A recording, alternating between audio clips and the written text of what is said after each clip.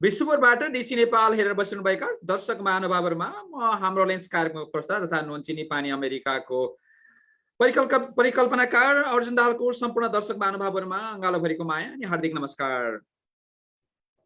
ICC महासचिवमा doctor Keshav Paudel जिताउ अभियानले प्रायोजन गरेको यो कार्यक्रम हाम्रो लेन्समा हामी आज विविध विषयलाई समेट्ने प्रयास गर्नेछौँ।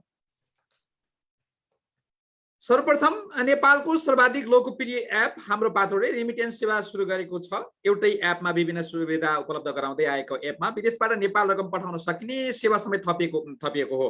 शुक्रबारदेखि सुरु भएको यो सेवा मार्फत तत्कालका लागि अमेरिकामा रहेका नेपाली नागरिकले नेपालमा रकम पठाउन सक्नेछन्। अमेरिकी ब्याङ्कमा रहेको खाता तथा डेबिट कार्डबाट सहजै जुनसुकै नेपाली ब्याङ्कको खातामा रकम पठाउन सकिने हाम्रो पात्रोका संस्थापक शङ्कर उप्रेतीले जानकारी दिए। कम्पनीले हाल बजारमा उपलब्ध रेमिटेन्स सेवाको तुलनामा आफ्नो सेवा निकै सस्तो रहेको दावी गरेको छ। रेमिट सेवा सुरु भएसँगै कम्पनीले प्रयोगकर्तालाई आकर्षित गर्न विशेष अफर समेत सार्वजनिक गरेको छ। जस्तो अनुरूप दशैं तिहारको अवसरमा प्रयोगकर्ताले हाम्रो पात्रोबाट सुरुवाती दिन पटकसम्म निःशुल्क रूपमा रेमिटेन्स नेपाल पठाउन सक्नेछन्। विश्वको सर्वोच्च शिखर सगरमाथामाथि प्रथम पटक मानव पाइला टेकेको ऐतिहासिक दिनको स्मरण मनाउँदै आएको अन्तर्राष्ट्रिय सगरमाथा दिवस मे 29 यस वर्षदेखि न्युयोर्कको राजधानी अल्बानीमा समेत मनाइने भएको छ। उक्त निर्णय न्युयोर्क राज्य विधानसभा सदस्य जेनिफर राजकुमारले हिजो आयोजित एक विशेष समारोहमा घोषणा गरेका हुन्। हाल अमेरिकामा रहेका 60 जना आरोहीहरूलाई सम्मान पत्र र युएस नेपाल क्लाइम्बर्स एसोसिएसनका स्वयंसेवकहरूलाई पत्र प्रदान गरिएको थियो। हिम आरोही शेर्पाहरूको आदम्य साहस, त्याग र इमानदारिताको सम्मान गर्दै न्युयोर्क राज्यको राजधानी अल्बानीमा सगरमाथा दिवस मनाउन लागि प्रमुख वक्ता जेनिफर राजकुमारले बताइन्। नेपाली महावाणिज्य दूत विष्णुप्रसाद गौतमले सगरमाथा दिवसलाई न्युयोर्कमा मान्यता दिएकोमा नेपाल सरकारतर्फबाट धन्यवाद ज्ञापन गर्दै आगामी वर्षदेखि सगरमाथा दिवस मनाउन न्युयोर्क स्टेट एसेम्ब्लीसँग सहकारी गर्ने प्रतिबद्धता जनाए। युएस नेपाल क्लाइम्बर्स एसोसिएसनका अध्यक्ष पासाङ निमा शेर्पाले हिम आरोहीहरूका लागि गरिएको यो सम्मानप्रति आफू अत्यन्त आभारी रहेको बताउँदै सबैलाई धन्यवाद ज्ञापन गरेका छन्। अमेरिकामा आएर नेपालीहरूले जीविकोपार्जन र आर्थिक समृद्धिका लागि विभिन्न पेसा व्यवसायमा आबद्ध भएका छन्। विभिन्न सरकारी कार्यालय, डाक्टर, वकिल, व्यापार, प्राध्यापक आदिसँगै कृषि र पशुपालनमा नेपालीहरू लागिरहेका छन्। कला क्षेत्रमा स्थापित भइसकेका मुकेश ढकाल अहिले खसी बाख्रा पालनमा लागेका छन्। यो पेसामा किन लाग्नुभयो, आय आर्जन कस्तो हुन्छ जस्ता केही विषयमा प्रश्न गर्न म अहिले मुकेश ढकालसँग प्रत्यक्ष सम्पर्कमा जोड्ने प्रयास गरेछु। हामीसँग अहिले मुकेश ढकाल जोडिनु भएको छ पेन्सिल्भेनियाबाट। मुकेश सर, यहाँलाई कार्यक्रममा हार्दिक स्वागत छ। अनम्युट गरिदिनुहोस् त। हजुर मुकेश सर, यहाँलाई कार्यक्रममा हार्दिक स्वागत छ। हजुर धन्यवाद। दशैंको चपेटामा हुनुहुन्छ, एकदम व्यस्त हुनुहुन्छ, त्यति हुँदाहुँदै पनि हामीलाई समय दिनुभयो, धेरै धेरै धन्यवाद। एकदम यो मलाई चासोको विषय, नेपालीको लागि खुसीको विषय भएको हुनाले पनि तपाईँसँग कुरा गर्न मन लागिरहेको थियो, समय दिनुभयो। अब अलिकति कुरा गरौँ न। अमेरिका अहिले तपाईँ खास के गर्दै हुनुहुन्छ त्यो अलिकति बताउँ। तपाईँको ब्याकग्राउन्ड खास गरी फिल्मी क्षेत्र, तपाईँको श्रीमती कलाकारमा हुनुहुन्थ्यो, तपाईँहरू दुवैजना भएर अहिले अमेरिकामा यो पेसा सम्हाल्नु भएको छ। यो पेसाको बारेमा अलिकति बुझाउनु सुरुमा। अब यो चाहिँ कस्तो भने, म पहिला बल्टिमोरमा बस्थेँ होइन। बस्दा चाहिँ म अरू नै पेसामा थिएँ र त्योभन्दा अगाडि त झन् नेपालमा अर्कै पेसामा थिएँ। र यहाँ आएपछि यहाँ साथीहरूसित भेट भएपछि के गर्ने भने एउटा यस्तो गरौँ न त भन्ने कुरा भयो क्या। फार्म एउटा गरौँ भन्ने कुरा भयो। अनि त्यसमा पहिलादेखि कता कता इन्ट्रेस्ट पनि लाग्थ्यो क्या मलाई, नेपालदेखि नै इन्ट्रेस्ट पनि लाग्थ्यो। पछि चाहिँ म सायद गर्छु होला जस्तो लाग्थ्यो नेपालमा पनि। तर यहाँ आएर कुरा मिलेर हामीले चाहिँ अब साथीभाइहरू मिलेर सुरु गरेको छौँ। हामीले 114 एकड जग्गा लिएर अहिले अब 1700-1800 वटा खसी अहिले पनि छ हामीसँग स्टिल होइन। अहिले त अब दसैँको चपेटा छ, एकदमै मान्छेहरू पुरा बिजी हुनुहुन्छ। मलाई देखिरहनु भएको थियो, पसिना छु म यहाँ। तपाईँ एकदम व्यस्त हुनुहुन्थ्यो। 1700-1800 खसीहरू अहिले तपाईँसँग त्यो बिक्रीमा छन्? हजुर हजुर। कहाँबाट ल्याउनुहुन्छ मुकेश सर? त्यस्तो तपाईँको आयात चाहिँ कहाँबाट गर्नुहुन्छ? हामी टेक्सासबाट पनि आउँछ र अरू ठाउँबाट पनि अब आउँछ, तर म्याक्सिमम आउने भने हामी टेक्सासतिरबाट आउँछ। अनि यो आर्थिक हिसाबले कतिको राम्रो छ अहिलेसम्म? अब डिटेलमा त जान मिल्दैन के अरे, अब सामान्यतया। हजुर, अलिकति अब चुनौतीपूर्ण पनि छ, किनभने हामी कोही पनि यसमा अब त्यस्तो ज्ञाता भएनौँ यो विषयमा होइन। हामी साथीभाइहरू मिलेर गरौँ न त भन्ने हिसाबले सुरु गरियो। तर अब एक वर्ष 1.5 वर्षको अन्तरालमा अब हामीले धेरै कुराहरू थाहा पायौँ। पहिला चाहिँ हामीलाई केही पनि थाहा थिएन। त्यो थाहा नभएको कारणले गर्दाखेरि हामीले धेरै घाटा पनि बिहोरेको छौँ यसमा होइन। हजुर तर हजुर सानो कुराहरूलाई ध्यान दिएर हामीले गर्ने हो भनेदेखि चाहिँ एकदमै राम्रो देखेको छु मैले होइन। तपाईँ हामीले अहिले त्यो अब फिल्डमै हुनुहुन्छ त्यहाँ तपाईँको क्यामेरा त्यतातिर फर्काउन मिल्छ मिल्छ, यहाँ कस्टमरहरू पनि देखाउन सक्छु म तपाईँलाई कति हुनुहुन्छ भनेर अनि होइन। अलिकति हेरौँ न हजुर हस्। दर्शक महानुभावको अहिले म मुकेश ढकालसँग कुरा गर्दैछु उहाँ चाहिँ वाउ यहाँ हाम्रो यो स्लटर हाउस हो होइन। हजुर हजुर हजुर स्लटर हाउस हो, यहाँ भइरहेको छ यहाँ कामहरू, पक्षीहरू पुरा सुरु भइरहेको छ यहाँ। त्यो काटेको चाहिँ नदेखाइदिनु होला, काटेको नदेखाउनु होला मुकेश सर। काटेको हुन्छ। यहाँ चाहिँ अब यो काटिसके पछाडिको हुन्छ होला होइन। हजुर हजुर लाइन लागिरहेको छ होइन। वाउ यतापट्टि हाम्रो जोख्ने ठाउँ हो यहाँ। यहाँ जोख्ने ठाउँ हामी खसी जोख्ने खसीहरू चाहिँ रेडी भएपछि खसेर हामी यहाँ राख्छौँ होइन। हजुर हजुर त्यसरी राख्छौँ र यो जोखिसके पछाडि चाहिँ यता ल्याएर राखेर हामी नम्बर लगाएर राखेर हामी उतापट्टि सटर हातमा लगाएर काट्छौँ। ठ्याक्कै यो कुन ठाउँमा लोकेटेड छ मुकेश सर? हामी चाहिँ पेन्सिल्भेनियाको हेरिसबर्ग भन्ने ठाउँमा। हजुर हाम्रो एड्रेस चाहिँ 1306 लङ भ्यू ड्राइभ, हेरिसबर्ग PA 17111 हाम्रो। हजुर यो पेसामा अथवा कृषि पेसामा अथवा पशुपालन पेसामा पशुपालनमा नि खास गरी खसी चाहिँ खसी बाख्राकोमा लाग्ने कोही साथीहरू त्यस्तो इन्ट्रेस्टेड हुन्छ नि, उहाँलाई के सल्लाह दिन चाहनुहुन्छ? तपाईँसँग अरू खसीहरू मात्रै न अरू पनि धेरै चिजहरू छन् त्यहाँ होइन? कालिज पनि छ यहाँ। ए हजुर हजुर हो, कालिजलाई चाहिँ अलि नेट लाएर राख्नुपर्छ होइन। हजुर कालिजहरू पनि छ हामीसँग, कुखुराहरू पनि छ, हाँसहरू छ। यस्तै पेसामा लाग्न चाहने कोही साथीहरू हुन्छ भने उहाँलाई तपाईँ के सल्लाह दिन चाहनुहुन्छ? सबभन्दा पहिला चाहिँ म के भन्न चाहन्छु भने अब जस्तै कुनै पनि पेसामा लाग्दाखेरि अलिकति बुझेर गएकै राम्रो हुँदो रहेछ जस्तो लाग्यो क्या मलाई, किनभने मैले आफूले भोगिसकेँ नि त यो कुराहरू। अनि तपाईँले केही ग्लानी महसुस भएको छ, अलि हात छिटै हालिएछ भन्ने महसुस भएको छ? अहिले आएर छैन। अहिले आएर छैन। सुरुमा त भएको थियो हामीलाई अब यस्तै भयो भने त हामी कसरी उ गर्न सक्छौँ भनेर सर्भाइभ हुन सक्छौँ भन्ने कुराहरू भइरहेको थियो। तर गर्दै जाँदाखेरि अब जस्तै हामीले धेरै कुराहरू सिक्दै गएपछि अहिले आएर चाहिँ त्यो पहिलाको रिकभर भइरहेछ। अब यो पशुपालन र यो कृषिमा लागेपछि त्यसको चाहिँ ल्यान्डको ट्याक्स तिर्नु पर्दैन जस्ता थुप्रै कुराहरू मान्छेहरूले भन्ने गर्छन्, त्यो के रहेछ सर? त्यो यथार्थ हो? त्यस्तो पर्दै नपर्ने त होइन, तर कम पर्छ। हस् मुकेश सर, धेरै धेरै धन्यवाद। मैले यो तपाईँलाई यो तपाईँ एउटा फरक फिल्डको मान्छे यसरी काम गरिरहेको अनुभव के रहेछ भने छोटो बुझ्न खोजेको थिएँ। समयको लागि धन्यवाद दिन चाहन्छु। हस् thank you so much. Thank you very much Mukesh sir. यहाँ लिभ गर्न सक्नुहुन्छ।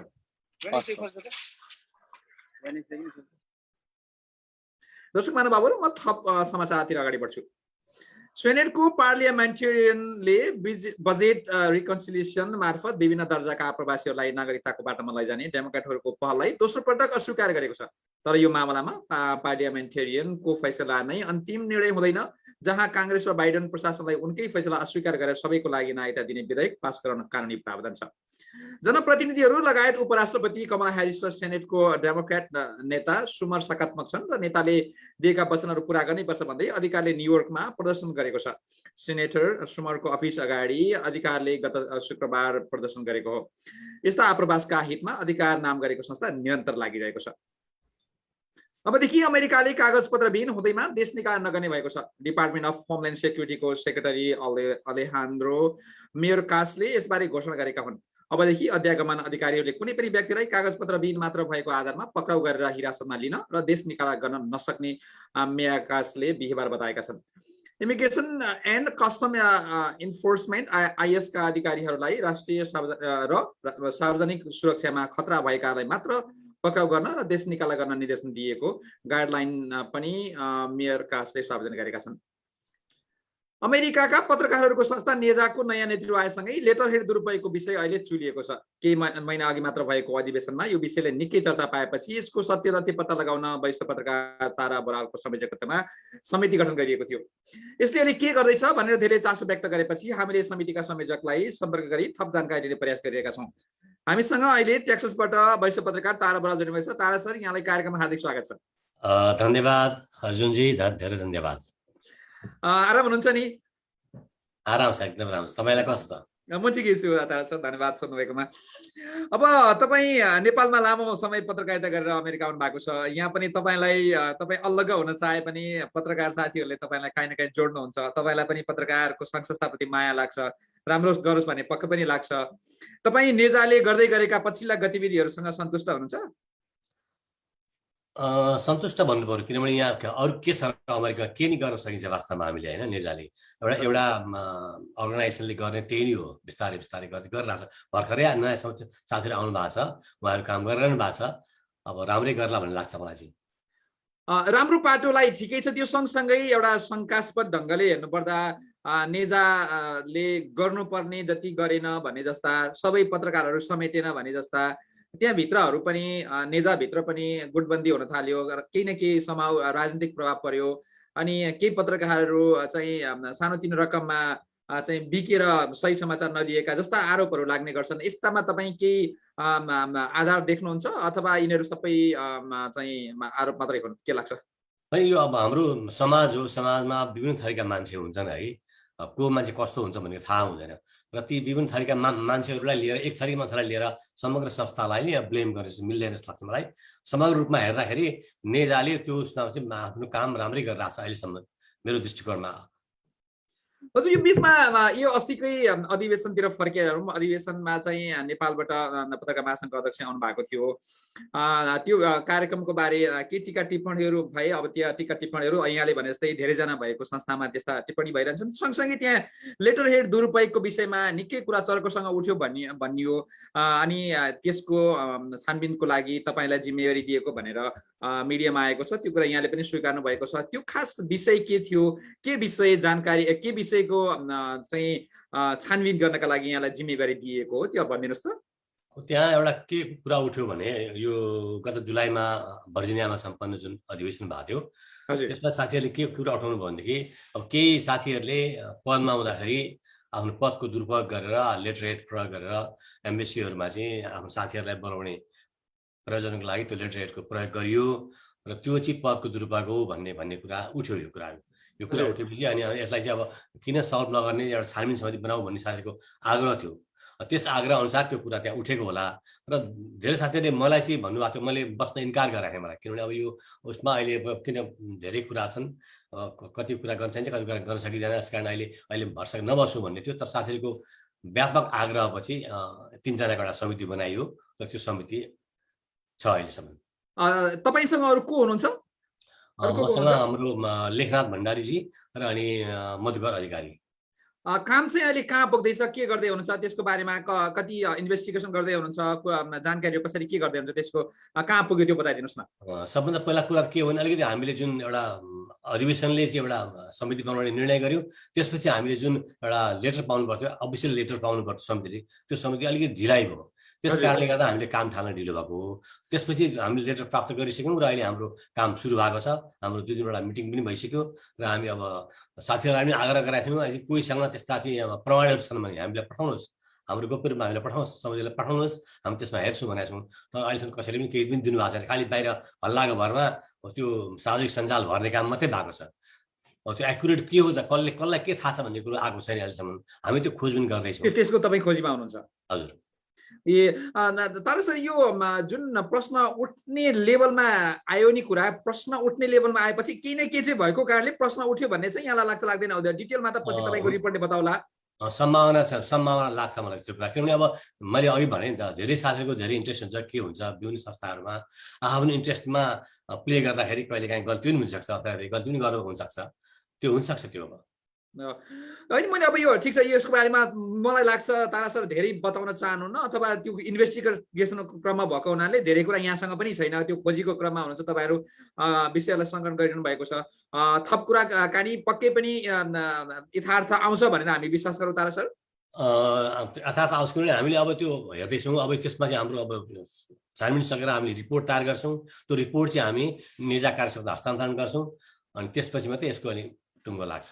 नेजाको अहिलेको कार्य समितिलाई तपाईँले इन्भेस्टिगेसन गर्न चाहिँ कतिको सजिलो बनाएको छ? तपाईँले गरेका प्रश्नहरूको उत्तर दिने अथवा यो काममा उहाँहरू चाहिँ कतिको सजिलो हुनुहुन्छ? एकदमै सजिलो छ, एकदम सहयोग गरिरहनु भएको छ उहाँहरूले। अहिलेको कार्यसमिति भन्दा अघिल्लो कार्यसमिति, खास गरी मलाई लाग्छ यो अघिल्लो कार्यसमितिका कुराहरू पनि आएका होला नि, तपाईहरु उहाँहरूसम्म पनि इन्भेस्टिगेसन गर्नुहुन्छ, त्यहाँसम्म पनि पुग्नुहुन्छ? त्यहाँ पुग्छौँ, त्यहाँ उहाँसँग सोधपुछ गर्छौँ हामीलाई के हो त, रियालिटी के हो, वास्तविकता के हो, त्यो सोध्नुपर्छ हामीले। हस्, धन्यवाद सर। यो विषयमा तर थप कुरा अलिकति तपाईसँग के जोड्न मन लाग्यो भने अमेरिकामा यस्ता थुप्रै सङ्घ संस्थाहरू छन् जसले चाहिँ नेपालबाट खास गरी मानव बेचबिखनसम्मका कुरा भन्छन् मान्छेले भन्नका लागि, त्यस्ता कामहरू भइरहेका छन् भनेर भनिन्छ। यो तपाईले नेजाको बाहेक अन्य सङ्घ संस्थाहरूमा चाहिँ यस्ता के देख्नु भएको छ? एउटा पत्रकारको आँखा त सिधा ढङ्गले मात्रै पुग्दैन, धेरैतिर आँखा पुग्छ, त्यस्तो के देखिरहनु भएको छ? मैले सुनेको चाहिँ छु, धेरै अमेरिकामा चाहिँ प्रायः यो धेरै अगाडिदेखि नै आएको कुरो हो। यो मान्छे लिएर आउने नेपालबाट, पैसा लिने, पैसा लिएर आउने, अनि यहाँ सेटल गराउने, त्यो धेरै कुराहरू आएका छन्। ती कुराहरू आरोप मात्र होइन, सत्य पनि होला जस्तो लाग्छ मलाई। धेरै कुराहरू सत्य पनि हो जस्तो लाग्छ तपाईँलाई। त्यसकारणले हामी अब तपाईँको रिपोर्ट नआउँदैसम्म त हामी यसलाई प्रतीक्षा मात्रै गर्न सक्छौँ। त्यो सम्भावना नेजामा पनि हुन सक्ने हामीले अहिले आशंका गरौँ। सत्य तथ्य तपाईँहरूको रिपोर्टले आउँछ भनेर प्रतीक्षा होइन। मैले अघि भनिहालेँ नि, अब त्यो सबै कुरा मैले यो कुरा भन्न सक्दिनँ, यो हुन्छ होला भन्ने सक्दिनँ नि। त्यो छानबिन हुन्छ, छानबिनको रिपोर्ट के हुन्छ, त्यसको निचोड के हुन्छ, निष्कर्ष के आउँछ, होइन? त्यसपछि अब जुन साथीहरूलाई थाहा छ यो कुराहरू, ल धेरै जस्तो मलाई धेरै साथ थाहा होला, त्यो कुरा हामीले उहाँले भन्नु पर्यो नि त, होइन? यो छ, यो भनेर किचानी गरेर भन्न सक्नुहुन्छ उहाँले। हामी त खुला छौँ, पारदर्शी छौँ। त्यस कारण त्यो रिपोर्टमा धेरै कुराहरू आउनेछन् र त्यसको अब सुझाव पनि हुन्छ होला, कसरी जाने भन्ने कुरा त्यो पनि आउँछन्। त्यसको लागि चाहिँ अलिकति पर्खिनु पर्यो। के अरे यो नेजासँग जोडिएर जुन कुराकानीहरू अहिले भइरहेका छन्, उसले गर्नै पर्ने केही स्पेसिफिक कामहरू तपाईँले देख्नु भएको छ जुन नेजाले गर्नै पर्थ्यो? खास गरी अमेरिकाका एनआरएनका विषयमा उसले प्रश्नहरू उठाउ, एनआरएनको कमी कमजोरीको बारेमा, अनि विविध विषयमा जति प्रश्नहरू उठाउनु पर्थ्यो त्यति उठाउन नसकेको बारेमा चाहिँ तपाईँ के भन्नुहुन्छ, अथवा इट्स ओके? होइन, अब नेजा भनेको एउटा संस्था हो है, अर्गनाइजेसन हो। अर्गनाइजेसनले कुनै अर्थव्यवस्थाको विषयमा बोल्दैन। त्यहाँभित्रका मेम्बरहरूले त बोलिरहेका छन्, त्यहाँ पत्रकारहरूले लेखिरहेछन्, विभिन्न मिडियामा आइ पनि रहेको छ नि, त्यो उनीहरूको। तर नेजा एज ए सच अर्गनाइजेसनले त्यो कुरा भन्दैन कि हामी कुनै पनि संस्थाको विरुद्धमा मैले बोल्नु पनि भएन, भन्नु भएन। तर मेम्बरहरू त भनिरहेका छन्, त्यो कुरा मेम्बरको कर्तव्य हो नि, होइन? भनिरहेका छन्, भन्छन् पनि त्यो। हस् त सर, धेरै धेरै धन्यवाद। धन्यवाद तपाईँको समयको लागि। तपाईँको हामी रिपोर्टको प्रतीक्षामा छौँ। हवस् त, ल, धन्यवाद। धन्यवाद सर यहाँको समयको लागि। दर्शक महानुभावहरू, हाम्रो अर्को अतिथि प्रभु थापा जोडिसक्नु भएको छ, तर त्योभन्दा अगाडि म केही प्रसङ्ग जोड्छु।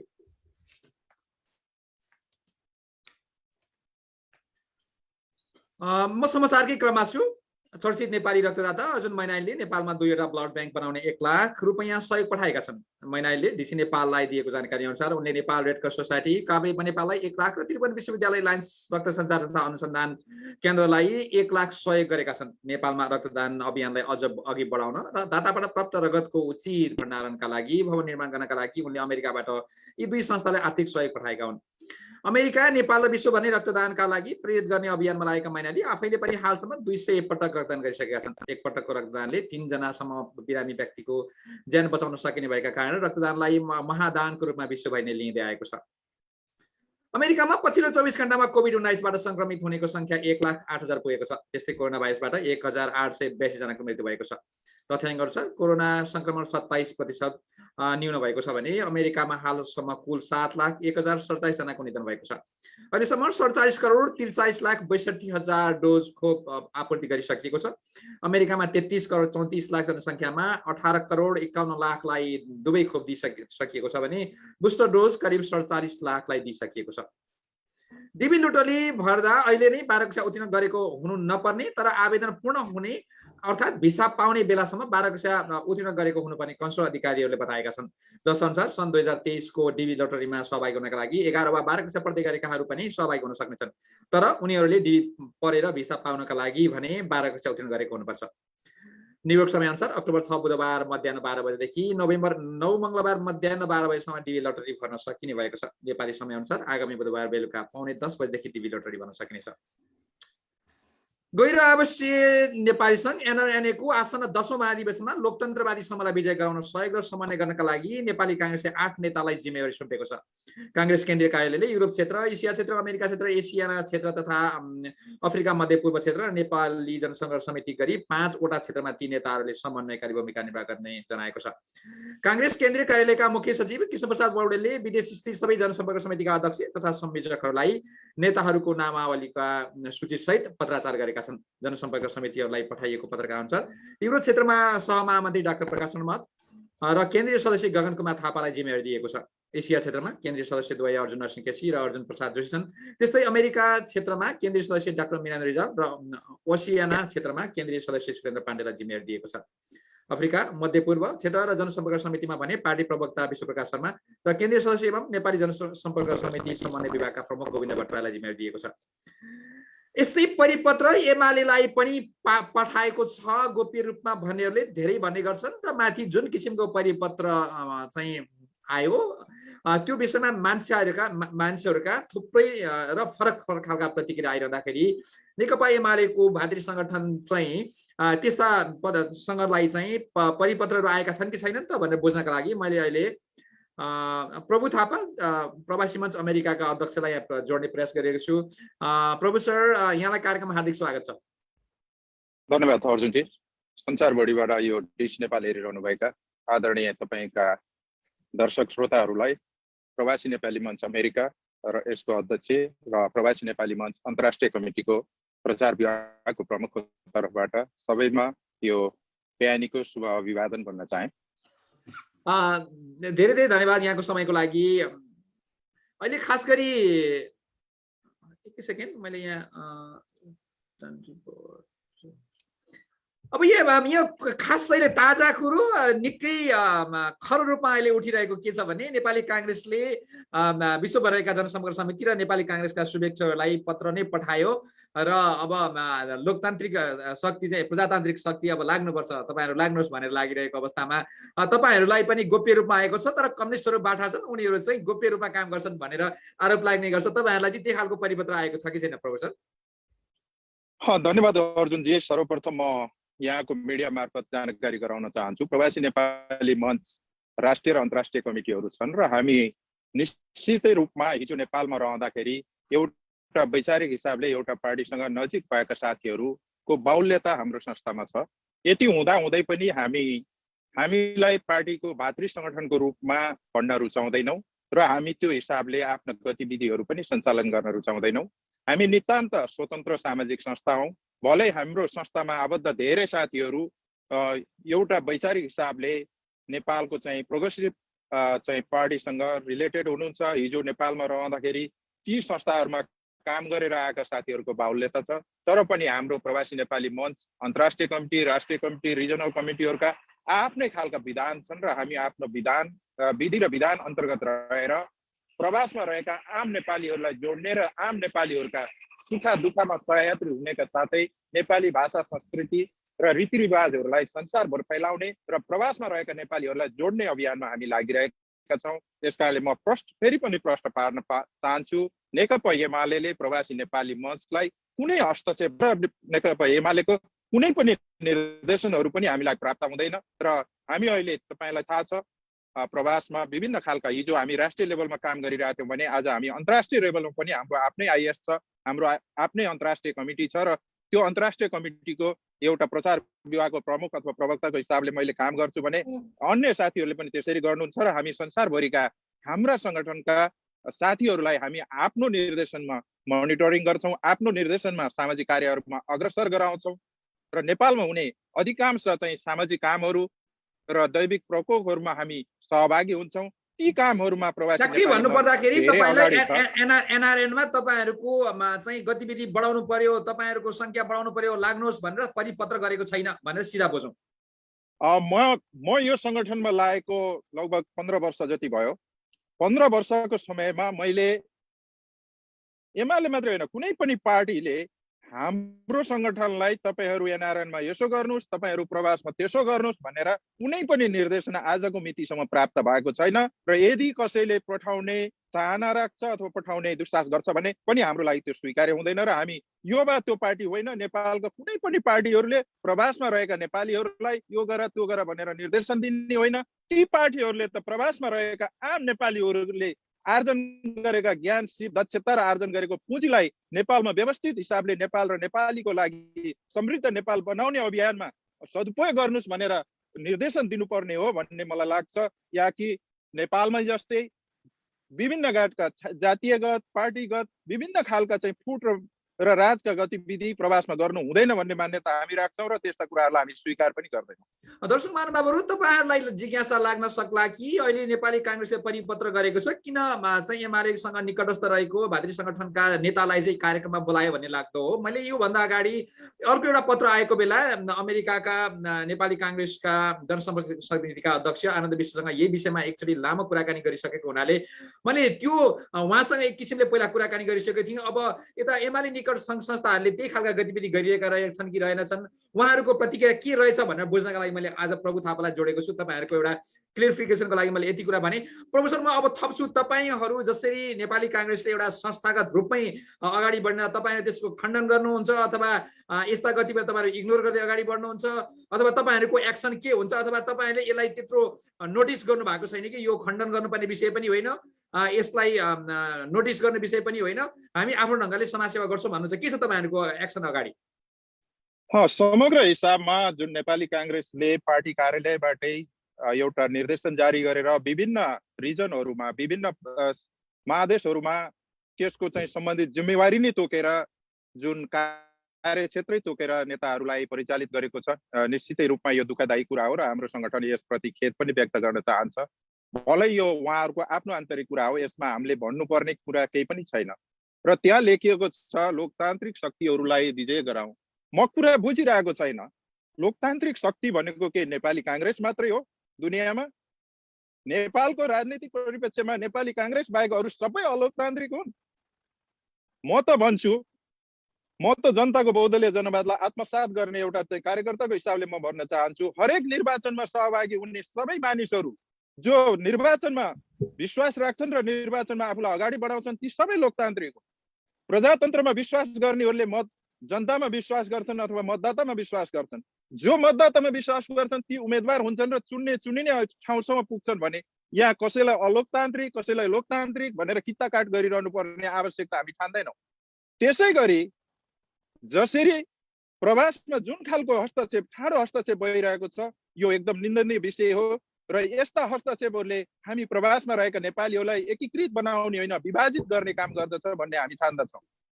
र अर्को हिसाबले एनआरएनको विधि विधान र पद्धतिहरू छन्।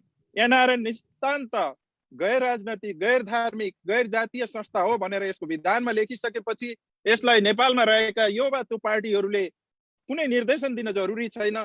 यो भन्नु पर्यो कि हरेक पार्टीहरूले तपाईँ प्रवासमा रहेका नेपालीहरू एक हुनुहोस्, नेपाललाई सहयोग गर्नुहोस्, तपाईँहरू त्यहाँ आफू रहेको ठाउँमा पनि नेपाल र नेपाली कला संस्कृतिको जगेर्ना गर्न एकीकृत रूपले अगाडि बढ्नुहोस् भनेर हामीले त उहाँहरूबाट अभिभावकको रूपमा सुझावहरू पाउनु पर्ने हो। यहाँ त तिमी यसो गर, तिमी उसो गर भनेर जुन निर्देशन आइरहेको छ यस्ता कुराले हामीलाई जोड्दै तपाईहरुले जुन परराष्ट्रबाट यो आईसीसी को चुनाव रोक्नका लागि एउटा परिपत्र जारी गरियो, यो परिपत्र जारी गर्नु अनि यसरी विदेशमा रहेका भारतीय संगठनहरूलाई निर्देशन दिनुसँग केही समन्वय देख्नुहुन्छ तपाईँ?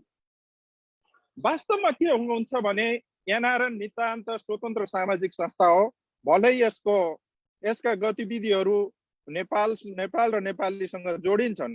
यति हुँदा हुँदै पनि यी कार्यहरू प्रति हामी सचेत हुनुपर्दछ र एनआरएनलाई विशुद्ध गैर राजनीतिक, गैर नाफामूलक र गैर जातीय र गैर क्षेत्रीय संगठनको रूपमा अगाडि बढाउनु पर्छ भन्ने मान्यता हाम्रो हो र त्यही मान्यता अनुसारै विभिन्न उम्मेदवारहरू साथीहरू निस्किनु भएको छ जो एनआरएनको गैर आवासीय नेपाली मुभमेन्टमा लामो समयदेखि क्रियाशील साथीहरू यो अभियानमा जोडिनु भएको छ र उहाँहरूको जुन एउटा चाहिँ नेतृत्व गर्ने चाहना छ त्यो नेतृत्वमा तपाईँ हामी सबै सहयोगी हुन सक्छौँ।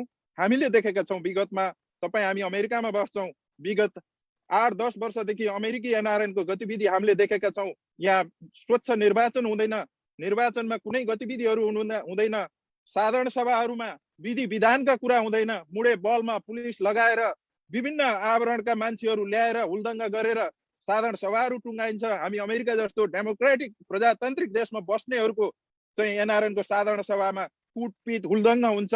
त्यसको विरुद्ध बोल्नु पर्ने हो नेपालको परराष्ट्र मन्त्रालय र नेपाली काङ्ग्रेस। यदि प्रजातान्त्रिक हो भने त्यस्ता गतिविधिको विरुद्ध बोल्नु पर्ने हो।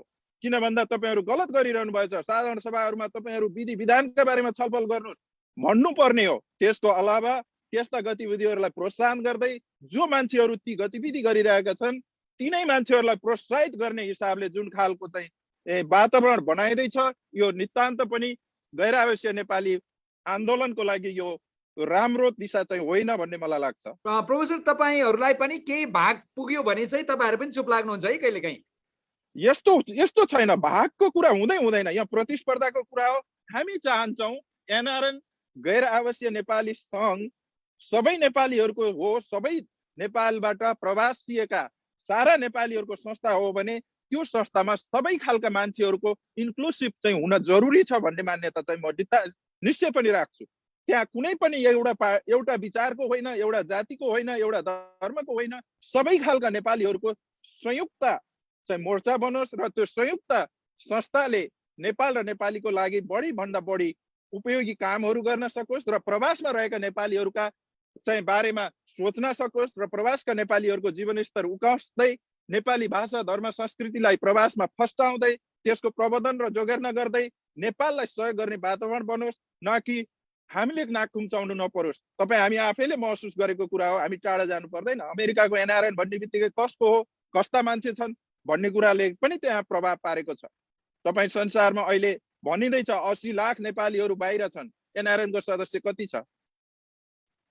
तपाईँ त्यसबाट पनि मूल्याङ्कन जुन एउटा गम्भीर प्रश्न उठाउनु भने प्रोफेसर यति धेरै एनआरएन भएको ठाउँमा एनआरएनका सदस्य कति छन् भनेर प्रश्न गरिरहँदाखेरि यो जसरी राजनीतिक हस्तक्षेपहरू बढ्दैछ तपाईँहरू पनि आफ्नो ठाउँमा प्रत्यक्ष काहीँ न काहीँ केही गरिरहनु भएको होला आशंका गरौँ।